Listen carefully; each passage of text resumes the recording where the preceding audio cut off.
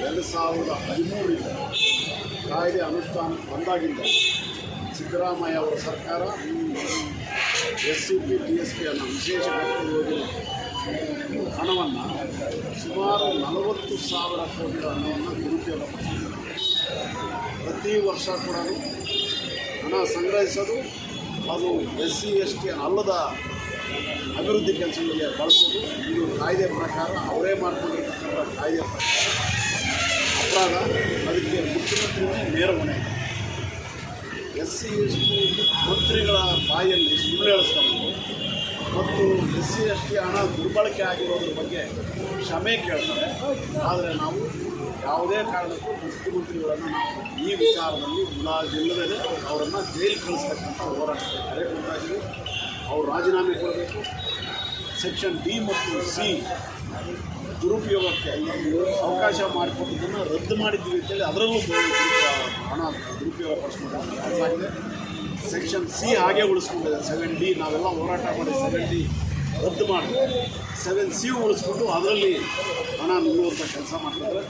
ಈ SCP TSP ಹಣ ಈ ರೀತಿ ದುರ್ಬಳಕೆ ಆಗಿರ್ತಕ್ಕಂಥದ್ದು ಸಿದ್ದರಾಮಯ್ಯ ಅವರ ಆಡಳಿತದಲ್ಲಿ ಭಾಳ ದೊಡ್ಡ ಗಾತ್ರದಿಂದ. ಹೀಗಾಗಿ ನೇರ ಆರೋಪಿ ಅವರೇ ಆಗಿದ್ದಾರೆ. ಅವರನ್ನು ಎಷ್ಟೋ ಜನ ಕಳ್ಳರು ಅಂತ ಕರಿತೀವಿ ಈ ವಿಚಾರದಲ್ಲಿ. ಅದರಲ್ಲಿ ನಂಬರ್ 1 ಚೋರು ಯಾರು ಅಂತ ಹೇಳಿದ್ರೆ ಸಿದ್ದರಾಮಯ್ಯ. ಯಾಕಂದರೆ ಅವರು ಅವಕಾಶ ಕೊಟ್ಟಿದ್ದರಿಂದ ದುರುಪಯೋಗಕ್ಕೆಲ್ಲ ಇಲ್ಲಿ ಅವಕಾಶ ಮಾಡಿಕೊಟ್ಟಂಗೆ ಎಲ್ಲ ರಾಜ್ಯದಲ್ಲಿರ್ತಕ್ಕಂಥ 153 SC ST ಜಾತಿ ಜನಾಂಗಗಳ ಪರವಾಗಿ ಎಲ್ಲ ಸಂಘ ಸಂಸ್ಥೆಗಳು ಬೀದಿಗೆ ಬಂದು ಹೋರಾಟ ಮಾಡಿ ಸಿದ್ದರಾಮಯ್ಯ ಅವರನ್ನು ರಾಜೀನಾಮೆ ಪಡೆಯೋದು ಅಷ್ಟೇ ಇಲ್ಲ, ಮಾಡಿರುವಂಥ ಅಪರಾಧಕ್ಕೆ ಅವರನ್ನು ಜೈಲು ಕಳಿಸ್ತಕ್ಕಂಥ ಹೋರಾಟಕ್ಕೆ ನಾನು ಕರೆಕೊಡ್ತೇನೆ. ಎರಡನೇದು, ವಾಲ್ಮೀಕಿ ಅಭಿವೃದ್ಧಿ ನಿಗಮದಲ್ಲಿ 187 ಕೋಟಿ ರೂಪಾಯಿ ದುಡ್ಡನ್ನು ತೆಲಂಗಾಣದ ಹೈದರಾಬಾದ್ಗೆ ವರ್ಗಾವಣೆ ಮಾಡಿ ದಂಧೆ ಮಾಡಿರ್ತಕ್ಕಂಥದ್ದು. ಅದಕ್ಕೂ ನೇರ ಹೊಣೆ ಸಿದ್ದರಾಮಯ್ಯ. ಯಾಕಂತ ಹೇಳಿದ್ರೆ ಇಲ್ಲಿರೋ ರಾಜ್ಯ ಸರ್ಕಾರದ ಖಜಾನೆಯಲ್ಲಿರ್ತಕ್ಕಂಥ ಹಣ ಅಭಿವೃದ್ಧಿ ನಿಗಮಕ್ಕೆ ಹೋಗಿ ಅಲ್ಲಿಂದ ಬ್ಯಾಂಕ್ ಹೋಗಿ ಅಲ್ಲಿಂದ ಮತ್ತೆ ಹೈದರಾಬಾದ್ನ ಬ್ಯಾಂಕ್ಗಳು ಹೋಗಿ ದಲ್ಲಾಳಿಗಳು ಮತ್ತು ಲೂಟಿಕೋರರು ಇವ್ರ ಕೈಯಲ್ಲಿ ಹೋಗಿದೆ ಅಂದರೆ ಅದು ಸಿದ್ದರಾಮಯ್ಯ ಅವರ ಗೊತ್ತಿಲ್ಲದೆ ನಡೆದಿರಲ್ಲ. ನಾಗೇಂದ್ರ ಮತ್ತು ಅಧಿಕಾರಿಗಳನ್ನು ಇವರನ್ನು ಇವರು ಜೈಲು ಕಳಿಸಿದರೆ ಅದಕ್ಕೆ ನೇರವಾಗಿ ಸಿದ್ದರಾಮಯ್ಯ ಅವರೇ ಕಾರಣ. ನಾನು ತಪ್ಪಿಸ್ಕೊಳ್ಳೋಕ್ಕೆ ಅವ್ರಿಗಿಂತ ಇವ್ರಿಗಿಂತ ಸಚಿವರಿಗಿಂತ ಭಾಳ ದೊಡ್ಡ ಹೇಳಿಕೆಗಳನ್ನು ಕೊಡಿಸ್ತಾ ಇದ್ದಾರೆ. ಸಿದ್ದರಾಮಯ್ಯ ಅವರು ರಾಜೀನಾಮೆ ಕೊಡಲೇಬೇಕು. ಕೊಡೋವರೆಗೂ ನಾವು ಈ ರಾಜ್ಯದಲ್ಲಿ ಭಾಳ ದೊಡ್ಡ ಜನಾಂಗ ಕರೆ ಅದನ್ನು ಕೂಡ ನೇರವಾಗಿ